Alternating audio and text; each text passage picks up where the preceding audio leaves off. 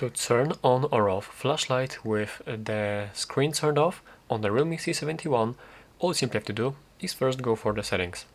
From here you will have to scroll all the way down and go for the accessibility and convenience. And as you are here, go for the gestures and motions and move into the screen of gestures. And as you are here, first of all you have to actually enable this screen of gestures. And as you enable them, here you can find this option, draw a V to turn on flashlight. So let's enable this one right now, and I will lock the screen, and right now I can show you that this flashlight is disabled.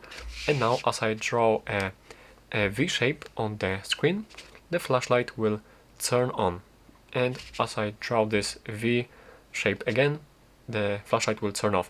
So that's basically how you can toggle the flashlight on and off with the screen actually disabled, with the screen locked.